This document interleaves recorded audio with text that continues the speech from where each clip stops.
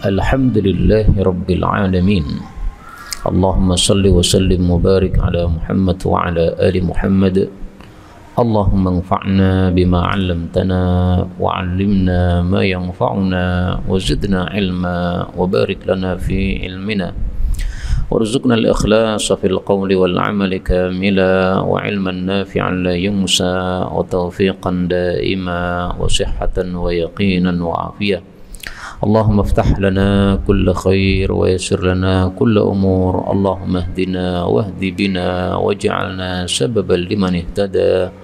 Allahumma ansiril mujahidin warhamil mustad'afin wa dammir a'da'ad-din wa tmis ala amwalihim. Amin ya rabbal alamin.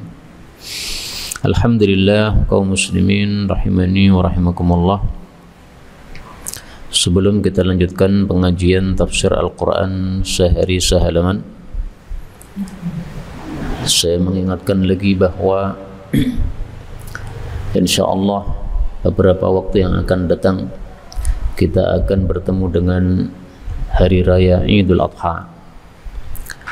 Amalan yang paling utama pada hari raya Idul Adha adalah menyembelih kurban. Kenapa? Karena amal yang paling utama pada setiap waktu itu adalah amal yang dituntut pada waktu tersebut. Ketika mendengar azan, apa amal yang paling utama? Melakukan salat jamaah. Ketika ada panggilan jihad, apa amal yang paling utama? Pergi menuju medan jihad. Ketika kita sedang salat sunnah, kemudian dipanggil oleh orang tua kita, dan orang tua kita sangat memerlukan, amal yang lebih utama adalah memenuhi panggilan orang tua, karena saat itulah yang dituntut untuk diamalkan pada waktu tersebut. Nah, demikian juga amalan yang dituntut pada hari raya Idul Adha itu adalah yang pertama salat Idul Adha, yang kedua adalah kurban Idul Adha, sebagaimana disebutkan oleh Allah Subhanahu wa taala pada surat Al-Kautsar, inna a'tainakal kautsar, maka sebagai syukur caranya adalah fasholli li rabbika wanhar, salatlah yaitu Idul Adha karena Allah, dan sembelihlah yaitu kurban Idul Adha. Jadi kurban Idul Adha diperintahkan oleh Allah kepada Nabi SAW dalam rangka mensyukuri nikmat-nikmat Allah. A'tainakal kautsar, ini nikmat Allah. Fasholli li rabbika wanhar, ini syukurnya. Maka dari sini pun juga kita ambil pelajaran cara mensyukuri nikmat Allah gimana? Lakukan ibadah, bukan dengan mengadakan lomba dan sebagainya. Tidak ada kamusnya dalam Islam cara mensyukuri kenikmatan dengan mengadakan perlombaan, enggak ada. Ini perayaan, enggak ada. Tapi cara mensyukuri nikmat Allah adalah dengan melakukan ibadah kepada Allah Subhanahu wa taala. Ini saya tampilkan sabda Nabi tentang fadilah korban Idul Adha. Mal amalu fi ayyamin afdal minhu fi ashri Dzulhijjah. Tidak ada amalan pada hari-hari yang lebih utama daripada amalan yang dilakukan pada 10 awal Dzulhijjah, tanggal 1 sampai tanggal 10. Nah, maka korban tanggal 10 ini masuk dalam hadis ini. Ditanyakan kepada Nabi, bagaimana kalau dibandingkan dengan jihad? Beliau mengatakan walal jihad fi sabilillah. Meskipun dibandingkan dengan jihad fisabilillah, lebih utama amalan yang dilakukan pada 10 awal Dzulhijjah tadi. Nah, termasuk menyembelih korban tanggal 10 Dzulhijjah, pahalanya lebih besar daripada jihad fisabilillah. Kok bisa? Ya, bukannya jihad itu kan puncaknya amal dalam Islam. Nah, maka jawabannya tadi, amal paling utama adalah amal yang dituntut pada waktu tersebut. Jihad memang lebih utama, itu secara umum. Tapi ketika tanggal 10 Dzulhijjah, maka amal yang lebih utama daripada jihad adalah korban Idul Adha. Ini. Wallahu a'lam bissawab. Ini hadis riwayat Bukhari, derajatnya sahih pada peringkat yang kedua.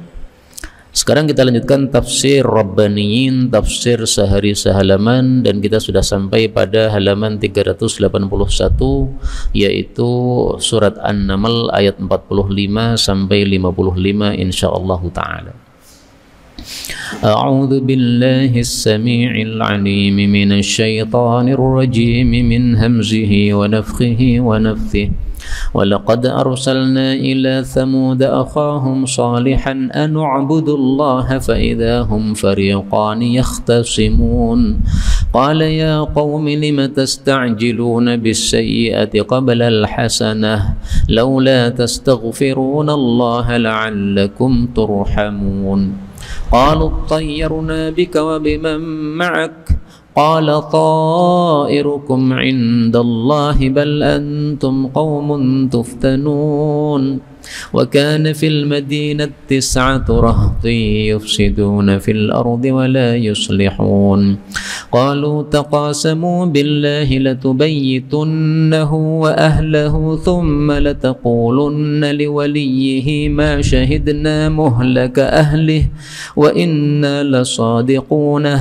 ومكروا مكرا ومكرنا مكرا وهم لا يشعرون فانظر كيف كان عاقبة مكرهم إنا دمرناهم وقومهم أجمعين فتلك بيوتهم خاوية بما ظلموا إن في ذلك لآية لقوم يعلمون وأنجينا الذين آمنوا وكانوا يتقون ولوطا إذ قال لقومه أتأتون الفاحشة وأنتم تبصرون أئنكم لتأتون الرجال شهوة من دون النساء بل أنتم قوم تجهلون Alhamdulillah Rabbil Alamin. Allahumma arhamna bil Qur'ani amin. Pada ayat-ayat yang kita baca ini ada beberapa kata yang bisa dibaca dengan dua bacaan. Yang pertama pada ayat 45, ani'budullah, nunnya boleh di dhammah, anu'budullah, karena asalnya itu adalah u'budullah, sehingga harakatnya ini dipindah kepada nun ya. Kemudian pada ayat yang ke 49. Nah, ini ada perubahan yang banyak. Lanubayyitannah boleh dibaca latubayyitunnah, tapi lanjutnya harus lataqulunna. Kemudian lanjutnya lagi muhlaka. Jadi ini sudah satu paket perubahan ini sehingga digabungkan tiga-tiganya ya. Kemudian ayat 51, anna, hamzah boleh dikasrah menjadi inna. 52, buyutuhum sebagaimana biasa, ba boleh dikasrah menjadi biyutuhum. Kemudian ayat 54, qala liqaumihi, ini lam ketemu lam boleh diidgham, qal liqaumihi.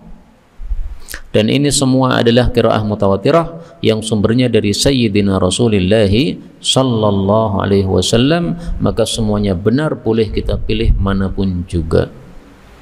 Adapun tafsir ringkasnya, Allah mengatakan pada surat An-Naml ayat 45 menceritakan kisah nabinya yang bernama Nabi Saleh alaihi salatu wassalam. Jazakumullah khairan.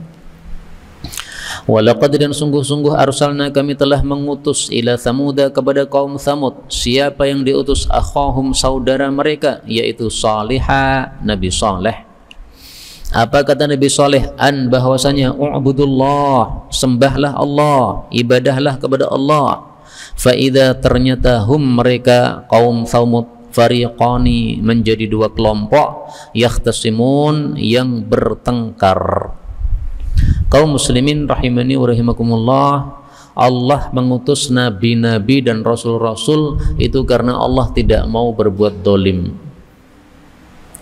Kalau ada orang kafir kemudian langsung diturunkan siksa, dolim itu.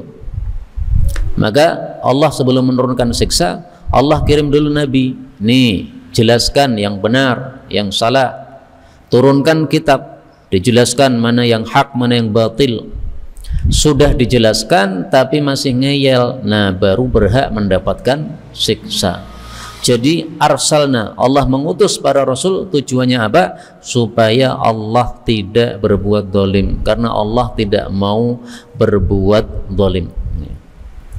Dalam hadis yang sahih disebutkan, La ahada, tidak ada seorang pun ahabbu ilaihil udhr minallah, yang lebih suka menyampaikan alasan daripada Allah.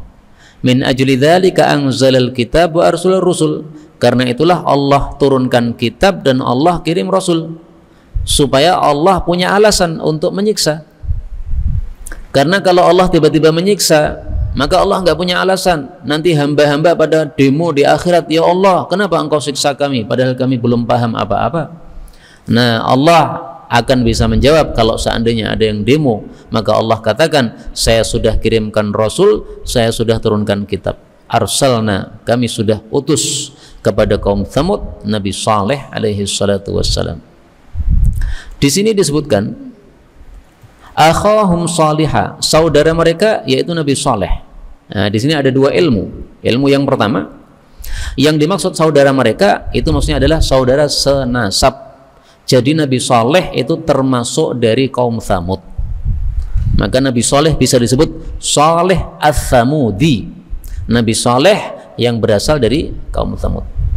Dan semua nabi itu diambil dari kaumnya masing-masing, termasuk Nabi Muhammad sallallahu alaihi wasallam diutus kepada orang-orang Quraisy, diambil dari kalangan Quraisy. Tapi bedanya Rasulullah diutus kepada seluruh manusia, tapi kalau Saleh hanya diutus kepada Tsamud, kaum Tsamud saja. Lah terus kaum-kaum yang lain gimana? Kadang-kadang satu masa itu ada dua nabi, Pak. Jadi jangan dikira ketika ada Nabi Saleh maka pasti nabinya cuma satu, Nabi Saleh saja. Tidak. Bisa jadi ini Nabi Saleh dikirim di Arab, kemudian di tempat yang lain non Arab, misalnya di India ada nabi yang lain. Kan kita nggak tahu kan, jumlah nabi kan banyak banget, 124.000 nabi.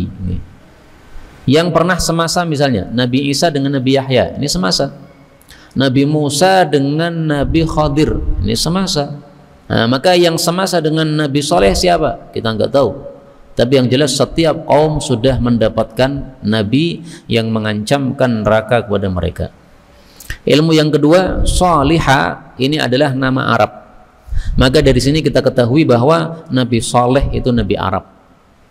25 nabi yang disebutkan dalam Quran tidak semuanya Arab, bahkan lebih banyak yang tidak Arab. Tahukah Anda bahwa Nabi Ibrahim itu beliau bahasanya bukan bahasa Arab? Karena Ibrahim itu terjemahnya dalam bahasa Arab adalah Ab-Rahim, bapak yang kasih sayang. Nah, tapi pakai bahasanya Nabi Ibrahim, Ibrahim. Jadi bahasanya Nabi Ibrahim bukan bahasa Arab. Loh, Nabi Muhammad SAW kan orang Arab, kan keturunannya Nabi Ibrahim. Betul. Tapi yang pertama kali ngomong bahasa Arab dengan fasih itu adalah Nabi Ismail alaihissalatu wassalam. Adapun bahasanya Nabi Ibrahim ya bahasanya kaumnya sebagaimana biasanya. Kemudian di sini disebutkan ubudullah, sembahlah Allah. Ibnu Abbas mengatakan semua kata sembahlah Allah dalam Al-Quran itu artinya asakanlah Allah. Jadi menyembah saja nggak cukup, harus mengesakan. Sehingga orang yang menyembah Allah tapi juga menyembah yang lain, ini Allah nggak terima ibadahnya, dia dimasukkan ke dalam neraka. Yang dimaksud fariqan menjadi dua kelompok. Kaum Tsamud itu maksudnya ada yang pro, ada yang kontra, ada yang masuk Islam, ada yang nekat kafir. Itu yang dimaksud fariqan yakhtasimun. Maka ayat ini seperti pada surat An-Naba, Allah Subhanahu wa taala mengatakan al-anin naba'il azim alladzi hum fihi mukhtalifun. Orang-orang Mekah berselisih atau bertanya-tanya tentang berita yang besar, yaitu kiamat, yang mereka itu padanya yakhtalifun, mukhtalifun, mereka berselisih. Berselisih, ada yang iman, ada yang kafir. Nah, maka sama dengan di sini fariqan, ada yang iman, ada yang kafir. Qala, Nabi Saleh mengatakan, ya qaum, wahai qaumku, lima, kenapa tastajilun, kalian minta segera bisayyah, dengan keburukan, yaitu siksa, qablal hasanah, sebelum kebaikan, yaitu rahmat Allah. Laula tastaghfirunallah, kenapa tidak kalian istighfar saja kepada Allah, minta ampun kepada Allah, la'allakum turhamun, supaya kalian itu dirahmati oleh Allah Subhanahu wa taala. Jadi maksudnya Nabi Saleh ini didustakan oleh kaumnya. Mereka mengatakan, "Hai Saleh, kalau kamu betul seorang nabi dan betul bahwasanya kalau kita tidak mengikuti kamu akan turun siksa, turunkan siksa sekarang. Enggak usah nunggu besok-besok. Sekarang aja turunkan siksa." Itulah yang dimaksud lima tasta'jilun. Kenapa kalian itu minta segera diturunkan siksa? Jadi ini cerita ringkasan, Pak. Setelah Nabi Saleh dakwah, maka mereka membantah. Bantahannya dijawab oleh Nabi Saleh, lima tasta'jiluna bisayyi'ah. Jadi minta segera ini bukan betul-betul minta segera sebenarnya, tapi mengejek dan mendustakan Nabi Saleh. Allah, nggak mungkin ada siksa. Kalau betul ada siksa, sekarang aja, nggak usah besok-besok. Nah, sikap seperti ini dilakukan juga oleh umat Nabi Muhammad sallallahu alaihi wasallam. Allah menyebutkan pada surat Al-Hajj ayat 47, wa yasta'jilunaka bil adzab. Mereka minta segera kepada engkau wahai Nabi Muhammad sallallahu alaihi wasallam dengan siksa. Diulang lagi oleh Allah pada surat Al-Ankabut ayat 53, wa yasta'jilunaka bil adzab. Mereka minta disegerakan siksa, walaula ajalum musamman laja'ahumul adzab. Andaikan belum ditentukan waktunya, pasti sudah datang siksa sekarang juga. Ini diulang-ulang oleh Allah berkali-kali, Pak. Menunjukkan bahwa orang-orang kafir itu senantiasa seperti ini, mendustakan siksa yang diancamkan oleh para nabi mereka, sampai dengan umatnya Nabi Muhammad sallallahu alaihi wasallam. Di sini Nabi Saleh mengatakan, ya qaumi, wahai kaumku. Kenapa? Karena beliau hanya diutus kepada kaumnya saja. Semua nabi ketika dakwah mengatakan ya qaumi, kecuali dua nabi, yaitu Nabi Isa dan Nabi Muhammad sallallahu alaihi wasallam. Nabi Isa mengatakan ya Bani Israel. Lihat pada surat As-Saff, ya. Nabi Isa mengatakan ya Bani Israel. Kenapa? Karena Nabi Isa bukan dari kalangan Bani Israel. Karena Nabi Isa tidak punya bapak, sementara seseorang itu nasabnya kembalinya kepada bapaknya. Nah, maka karena Nabi Isa bukan dari kalangan Bani Israel, dia tidak mengatakan ya qaumi, tapi beliau diutus kepada Bani Israel. Yang kedua adalah Nabi Muhammad sallallahu alaihi wasallam. Kenapa beliau tidak mengatakan ya qaumi? Karena beliau diutus kepada semua manusia. Surat Al-A'raf ayat 158. Qul, katakanlah wahai Nabi, ya ayyuhan nas, wahai seluruh manusia. Seluruh manusia berarti termasuk kita orang-orang Jawa, Pak.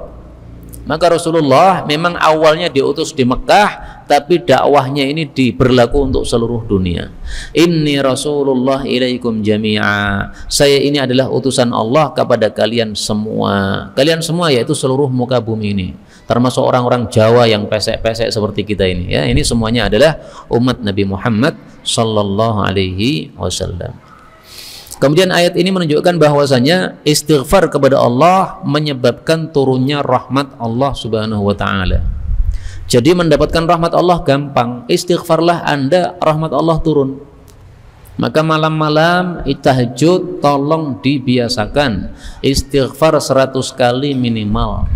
Salat 2 rakaat. Nah, kemudian istirahat kan? Nah, istirahat itu baca istighfar. Boleh 10 dulu, boleh langsung 100, boleh 50 dulu, terserah.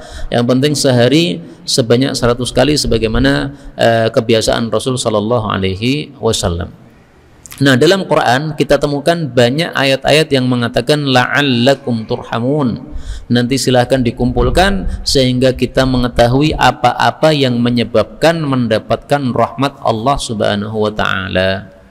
Salah satunya adalah pada surat Al-A'raf ayat 204. Allah katakan wa idza quri'al Qur'an fastami'u lahu wa ansitu la'allakum turhamun.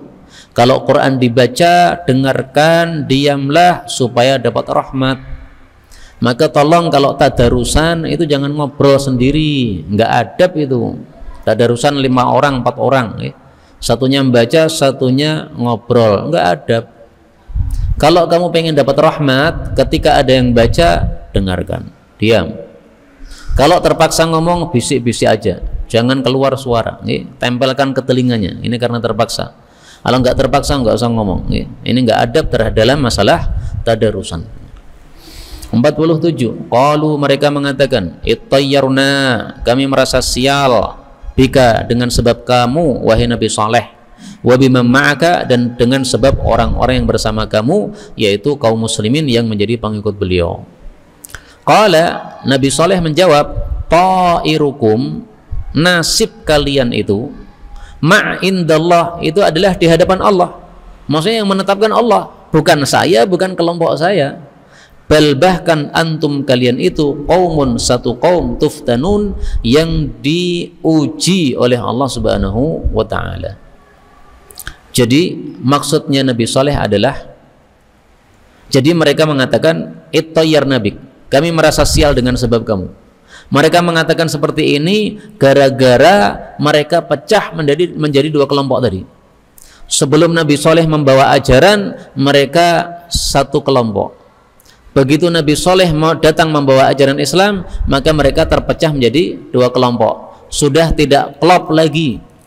Yang dulu misalnya bal-balan bareng, nah ini gara-gara Nabi Saleh sudah nggak ikut bal-balan lagi. Yang dulu minum minuman keras bareng, nah gara-gara Nabi Saleh nggak minum minuman keras lagi. Yang dulu bolonnya akeh, sekarang jadi sedikit, jadi pecah. Nah, itu yang dimaksud ittayyar nabik, kami merasa sial gara-gara kamu itu. Kalau nggak ada kamu, kami akan klop terus seperti dulu. Nah, maka Nabi Saleh menjawab, ta'irukum indallah, nasib kalian itu di hadapan Allah. Jadi kalian menjadi pecah seperti ini, ya Allah yang menetapkan, bukan saya, bukan gara-gara saya. Saya kewajibannya itu cuma menyampaikan saja. Sebenarnya ini bisa dijawab oleh Nabi Saleh, ya. Kalau pengen klop ya masuk Islam kabeh wae, malah klop nanti. Tapi mereka tidak mau. Ta'ir itu nasib. Nasib ini mencakup dua, ada nasib baik, ada nasib yang buruk. Jadi semua nasib kita sudah ditakdirkan atau ditetapkan oleh Allah. Itu maksud ta'irukum indallah. Kita sakit, Allah sudah tetapkan. Kita sehat, Allah sudah tetapkan. Kita dapat rezeki, Allah sudah tetapkan. Itu namanya ta'ir. Dari sisi bahasa, ta'ir itu artinya burung. Kenapa nasib disebut dengan ta'ir yang artinya burung? Para ulama mengatakan karena cepatnya takdir itu menimpa atau mengenai orang yang ditakdirkan oleh Allah Subhanahu wa ta'ala. Seperti cepatnya burung itu. Burung kan cepat sekali terbang. Nah, ta'ir seperti itu. Takdir kalau sudah ditetapkan oleh Allah, cepat sekali. Teman kita kemarin diberitahu ibunya manggil-manggil namamu. Nah, akhirnya dia pulang ke rumah ibunya. Rumahnya di Solo, ibunya di Sragen. Pertengahan jalan, di tengah jalan tiba-tiba sudah meninggal dunia. Padahal baru saja minum obat. Artinya obat masih tertelan, berarti masih sehat. Orang kalau sudah hampir mati sudah nggak mau obat lagi, Pak. Nah, ini masih bisa minum obat, berarti masih apa? Agak normal, masih normal. Okay? Tapi kalau Allah sudah takdirkan mati, ya udah mati. Nggak menunggu anaknya sampai tujuan. Anaknya masih tengah perjalanan, udah mati. Kenapa? Ta'irukum indallah. Itu sudah ditakdirkan oleh Allah Subhanahu wa ta'ala. Maka yang dimaksud tuftanun, kalian diuji, yaitu diuji dengan kebaikan dan keburukan. Memang sifat kehidupan seperti itu. Ada kalanya ada ujian kebaikan, ada kalanya ada ujian keburukan. Ujian kebaikan supaya kita syukur, ujian keburukan supaya kita sabar. Maka yang tidak mau sabar, tidak mau syukur, nggak usah hidup aja deh. Kenapa? Karena memang hidup itu selalu bergantian antara kebaikan dan keburukan. Surat Al-A'raf ayat 168. Wa balawnahum bil hasanati was sayyiati la'allahum yarji'un. Kami menguji manusia dengan kebaikan dan keburukan supaya mereka kembali kepada Allah Subhanahu wa ta'ala. Jadi diuji kebaikan supaya syukur, itu berarti kembali kepada Allah. Diuji keburukan supaya sabar, kembali kepada Allah Subhanahu wa ta'ala, supaya ingat Allah. Karena kalau manusia nikmat terus, malah lupa sama Allah Subhanahu wa ta'ala. Karena itu dalam Islam kita disuruh ingat kepada Allah dalam semua kondisi. Dapat nikmat, ingat Allah, alhamdulillah. Dapat musibah, ingat Allah, innalillah, ya, semuanya ingat Allah. 48. Wa kana, dan adalah fil Madinah, di kota itu, kotanya kaum Tsamud, tis'atu rahtin, ada 5 orang, yufsiduna fil ard, yang mereka berbuat rusak di bumi, wala yuslihun, dan mereka tidak berbuat baik. Yang dimaksud 9 orang ini adalah anak-anaknya para tokoh-tokoh. Yang dimaksud berbuat rusak ini mereka adalah ahli maksiat. Maka di sini diambil kesimpulan, anak-anaknya tokoh, anak-anaknya orang kaya, anak-anaknya pejabat seringkali seperti ini, rusak-rusak mereka. Kok bisa begitu? Ya karena ada sesuatu yang bisa digunakan untuk berbuat rusak. Duit melimpah ruah, ya kan? Jabatannya bapaknya tinggi sehingga dia mau berbuat apa saja nggak ada yang mau menghalanginya. Nah, karena itu kalau kita jadi rakyat jelata malah alhamdulillah, kesempatan untuk rusak itu jadi sedikit. Banyak anak-anak pejabat rusak mentalnya gara-gara narkoba. Kok bisa main narkoba? Ya karena duitnya banyak, bingung menggunakan, nggak punya ilmu, akhirnya masuk narkoba. Coba orang-orang miskin seperti kita, bisakah beli narkoba? Ranek duit yang gue tuku, malah alhamdulillah. Bisanya beli roti sewunan gitu nih, halal malah alhamdulillah, sehat halal gitu, dapat pahala. Nah, tapi kalau beli narkoba harganya mahal, dosa lagi. Nah, itulah yang dimaksud yufsidun, mereka berbuat rusak. 9 orang inilah yang bersepakat untuk menyembelih ontanya Nabi Saleh. Meskipun akhirnya nanti yang menyembelih 1 orang, tapi sudah disepakati oleh 9 orang. Perhatikan kata-kata tis'at, 9. Kok ya bertepatan di Indonesia ada 9 naga. Nah, maka mirip 9 naga dengan tis'atur rahtin ini. Maka semoga 9 naga ini dihancurkan oleh Allah Subhanahu wa taala sebagaimana Allah hancurkan tis'atur rahtin yang ada pada kaumnya Nabi Saleh alaihi salatu wassalam. 49. Qalu, mereka mengatakan, taqasamu billah, saling bersumpahlah kalian dengan nama Allah, lanubayyitannahu, sungguh betul-betul kami akan membunuh dia malam-malam, membunuh Nabi Saleh. Jadi pengen membunuh di malam hari. Kenapa? Tidak ada yang tahu. Ya, mereka nggak tahu kalau Allah itu tidak pernah tidur. Atau latubayyitunnahu, sungguh betul-betul kalian akan membunuh malam-malam kepada Saleh, wa ahlahu, dan keluarganya. Yang dimaksud keluarganya di sini adalah pengikutnya. Jadi akan dihabisi semuanya. 9 orang bersumpah bersama-sama ingin menghabisi Nabi Saleh dan para pengikutnya. Ini menunjukkan apa? Berarti pengikutnya sedikit, Pak. Kalau pengikutnya Nabi Saleh banyak, maka tidak akan mereka 9 orang bersepakat untuk membunuh semuanya. Paling yang dibunuh 1-2 saja ya. Tapi wa ahlahu, semuanya kita bunuh. Itulah makna wa ahlah ya, keluarganya maksudnya pengikutnya semuanya. Thumma, kemudian lanaqulanna, sungguh betul-betul kami akan berkata, liwaliyihi, kepada walinya, pengurus darahnya, walinya Nabi Saleh, ma syahidna mahlika ahlih, kami tidak menghadiri kematian atau kebinasaan keluarganya, yaitu Nabi Saleh tadi. Wa inna, dan sesungguhnya kami lasadiqun, sungguh kami orang-orang yang jujur. Jadi mereka malam-malam berbuat makar, kumpul 9 orang, kemudian satu sama lain saling mengatakan, yuk kita semuanya 9 orang ini bersumpah bareng-bareng. Apa isi sumpahnya? Bunuh bareng-bareng keluarganya Nabi Saleh dan semua pengikutnya. Kemudian nanti kita ngomong kepada wali darahnya Nabi Saleh. Jadi mungkin ada keluarganya Nabi Saleh yang masih kafir, gitu, yang tidak akan dibunuh oleh mereka. Nah, kalau mereka menuntut, kenapa kamu bunuh keluarga kami Saleh?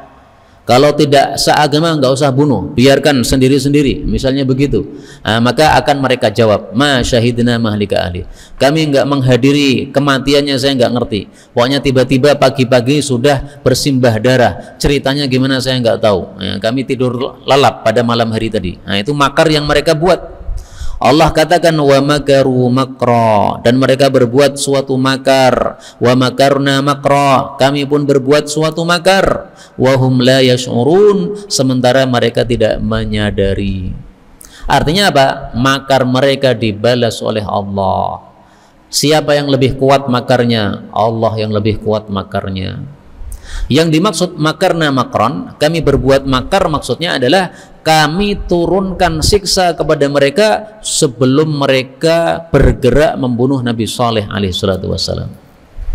Misalkan sepakat membunuh nanti jam 11 malam, jam 9 sudah turun siksa, nggak bisa berbuat apa-apa.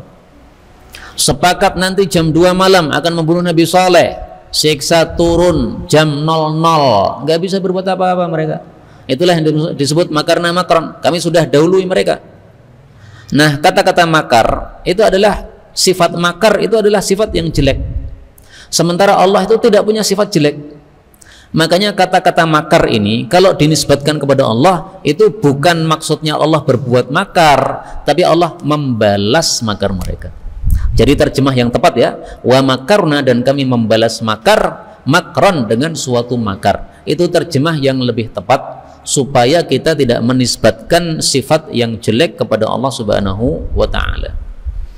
Apa dalilnya bahwasanya Allah sifatnya semuanya baik? Allah sebutkan pada surat Ar-Rum ayat 27, walahul matsalul a'la, dan hanya bagi Allah sifat-sifat yang tertinggi, alias semua sifatnya Allah itu tinggi baik. 51, fangdur, maka lihatlah kaifa, bagaimana, kana adalah akibatu makrihim, akibat dari perbuatan makar mereka. Akibatnya apa? Inna, sesungguhnya kami Allah, dammarnahum, kami binasakan mereka, wa qaumahum, dan kaum mereka, ajma'in, semuanya. Di sini ada dua ilmu, Pak. Ilmu yang pertama, Allah mengatakan dammarnahum, kami binasakan mereka. Allah kan satu kan? Kenapa menggunakan kata-kata kami? Kok tidak aku? Ada dua jawaban.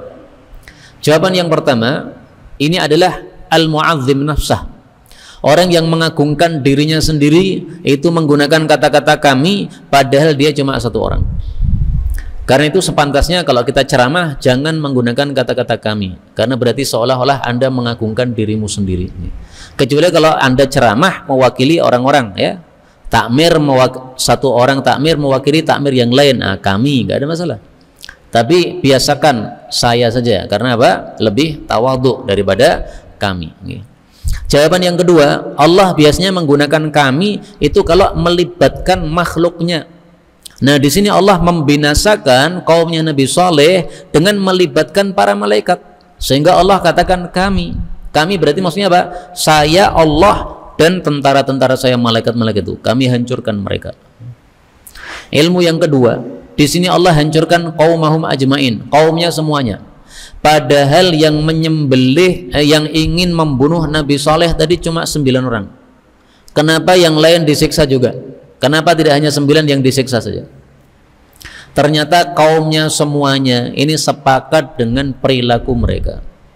Jadi mereka sebelum membunuh Nabi Saleh, sebelum mereka menyembelih ontanya Nabi Saleh, mereka sudah keliling kampung.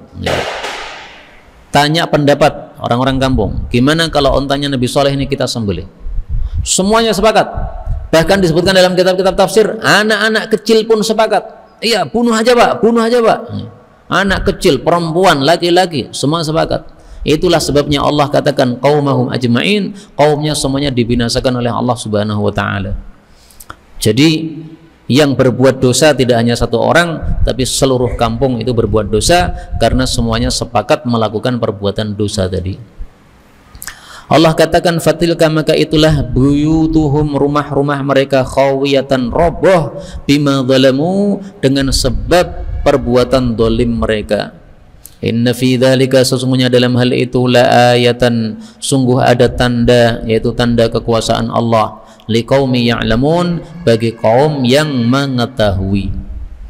Jadi nasib akhir mereka adalah roboh sak rumah-rumahnya. Tidak hanya orangnya saja Pak, tapi yang roboh juga buyut, rumah-rumah mereka. Bagaimana cara Allah merobohkan? Bisoyhah, dengan suara yang keras. Bayangkan, suara keras saja bisa mematikan orang, merobohkan bangunan. Itulah kehendak Allah. Apakah kita bisa mematikan orang dengan berteriak? Coba, ada yang bisa enggak? Teriak sekencang-kencangnya kemudian yang mendengar mati? Enggak bisa kita. Tapi Allah Subhanahu wa taala Maha Kuasa. Membinasakan orang cukup teriakan selesai. Teriakannya siapa? Para ulama tafsir mengatakan teriakannya malaikat Jibril alaihi salatu wassalam. Wallahu a'lam. Ya, maka rumahnya hancur, orang-orangnya mati semuanya, itu sebabnya bima zalamu, dengan sebab mereka berbuat zalim. Jadi Allah turunkan siksa itu enggak zalim, karena Allah membalas kezaliman mereka. 53, wa anjayna, dan kami selamatkan alladzina amanu, orang-orang yang beriman, wa kanu yattaqun, dan adalah mereka itu biasa bertakwa kepada Allah Subhanahu wa taala, yaitu kaumnya Nabi Saleh alaihi salatu wassalam. Jadi supaya kita dapat keselamatan dari siksa, kuncinya apa? 1, iman, 2, takwa. Hati-hati Pak, kuncinya 2 Pak, iman sama takwa. Takwa itu berarti melakukan perintah Allah, meninggalkan larangan Allah. Jadi jangan merasa aman dari siksa Allah kalau kita belum melakukan perintah Allah dan meninggalkan larangan Allah Subhanahu wa taala. Termasuk tadi yang kita singgung di awal majelis tadi ya, korban Idul Adha itu perintah Allah, fasholli lirabbika wanhar. Maka jangan merasa aman dari siksa Allah kalau belum sholat 5 waktu dilakukan. Jangan merasa aman dari siksa Allah kalau belum berhenti dari riba, karena itu berarti belum takwa kepada Allah Subhanahu wa taala. Nah, perhatikan di sini, amanu ini fi'il madhi yang artinya menunjukkan lampau ya, telah beriman. Yattaqun ini fi'il mudhari yang menunjukkan arti sekarang ini, sedang bertakwa kepada Allah Subhanahu wa taala. Kenapa untuk imannya pakai fi'il madhi, kenapa untuk takwanya pakai fi'il mudhari? Rahasianya adalah fi'il mudhari itu sekaligus menunjukkan istimror, berkelanjutan, berkelangsungan. Maka yattaqun berarti mereka takwa terus kepada Allah Subhanahu wa taala. Maka takwa itu dituntut setiap saat. Sebagaimana sabda Nabi sallallahu alaihi wasallam. Beliau mengatakan, ittaqillaha haitsuma kunta. Bertakwalah kepada Allah kapanpun atau dimanapun Anda berada. Nah, maka takwa dituntut setiap saat. Kalau iman ya pas dulu orang kafir kemudian masuk Islam mengucapkan asyhadu an la ilaha illallah wa anna muhammadar rasulullah, itu sudah masuk iman itu. Tetapi untuk takwanya ya, taatnya kepada Allah Subhanahu wa taala harus terus lanjut sampai mati. Nah, ini orang-orang yang beriman kepada Allah dan selalu bertakwa kepada Allah, ini disebut sebagai wali-wali Allah pada ayat yang lain. Nanti silahkan lihat pada surat Yunus ayat 62-63. Allah mengatakan, ala inna awliya Allah, wali-wali Allah itu tidak akan takut mereka, tidak akan sedih mereka, yaitu di akhirat. Siapa wali-wali Allah? Alladzina amanu wa kanu yattaqun, orang yang beriman dan mereka senantiasa takwa kepada Allah Subhanahu wa taala. Jadi pertanyaan, sudahkah kita menjadi wali Allah? Jawabannya tergantung perilaku kita. Apakah sudah setiap saat kita itu takwa kepada Allah? Ataukah kadang takwa, kadang enggak, kadang takwa, kadang enggak? Kalau masih kadang-kadang gitu, kita belum wali Allah Subhanahu wa taala. Udah nggak usah menilai orang, menilai diri sendiri saja. Saya sudah jadi wali belum? Alhamdulillah saya Abu Zaidan sudah jadi wali murid. Kalau wali Allah belum tentu. Karena wali Allah itu yang selalu takwa. Wa kanu yattaqun, adalah mereka selalu takwa. Sampai di sini sudah selesai cerita Nabi Saleh alaihi salatu wassalam. Kemudian Allah melanjutkan cerita Nabi Lut alaihi salatu wassalam. Walutan, dan kami utus Nabi Lut. Jadi Lutan itu maksudnya wa arsalna Lutan, dan kami utus Nabi Lut. Ingatlah ketika qala, berkata liqaumihi, kepada kaumnya, atatuna, apakah kalian itu mendatangi, yaitu melakukan al-fahishata, kekejian, wa antum tubsirun, padahal kalian itu tahu, yaitu tahu bahwa perbuatan kalian itu keji. Perbuatan keji apa itu, Pak? Kaumnya Nabi Lot itu terkenal melakukan homoseksual yang laki-lakinya dan melakukan lesbi yang perempuannya. Nah, itulah yang dimaksud sebagai fahishah. Fahisyah itu artinya perbuatan keji. Perbuatan keji itu adalah kemungkaran yang besar, itu namanya perbuatan keji. Jadi tidak semua kemungkaran itu perbuatan keji. Ada kemungkaran kecil, ada kemungkaran sedang, ada kemungkaran besar. Fahisyah itu adalah kemungkaran besar, di mana semua akal manusia mengatakan itu jelek, itu namanya fahisyah. Contohnya Pak, maling. Ada nggak orang yang akal sehat mengatakan maling baik? Nggak ada. Bahkan maling pun pengen anaknya itu tidak seperti dia. Maling pun kalau punya anak cewek perempuan tidak mau kalau dinikahi oleh apa? Maling juga. Berarti dia tahu bahwa maling itu tidak baik. Nah, maka maling itu termasuk fahisyah. Homo ini termasuk fahisyah. Laki senang sama laki, perempuan senang sama perempuan, hubungan intim antar sama jenis, itu fahisyah. Dari mana taunya bahwasanya fahisyah ini adalah homo? Dari ayat berikutnya Allah mengatakan, a'innakum, apakah sesungguhnya kalian la ta'tunar rijal, kalian mendatangi laki-laki yaitu homo, syahwatan dengan syahwat, min dunin nisa, dari selain wanita. Bal, bahkan antum, kalian itu qaumun tajhalun, kaum yang bodoh. Nah, perkataan bodoh ini menunjukkan bahwa boleh kita ngomong kasar pada tempatnya. Tolol, dungu, bodoh, ya boleh pada tempatnya Pak. Seperti yang biasa siapa itu yang tampil di TV itu Pak? Rocky Gerung apa sih tadi? Nah, sering ngomong dunga, dungu dan sebagainya. Kalau pas tempatnya nggak apa-apa, silahkan. Nabi saja juga mengucapkan tajhalun, kalian bodoh kalian itu. Ini ucapannya Nabi Lut disebutkan oleh Allah pada surat Al-A'raf ayat 81, bal antum qaumum musrifun, kalian itu adalah kaum yang melampaui batas. Jadi mereka melampaui batas dan mereka berbuat bodoh. Bodoh karena tidak pada tempatnya, melampaui batas karena tidak sesuai dengan aturan yang diberikan oleh Allah Subhanahu wa taala. Inilah yang dapat dipelajari, wallahu a'lam bishawab, walhamdulillahirabbil alamin.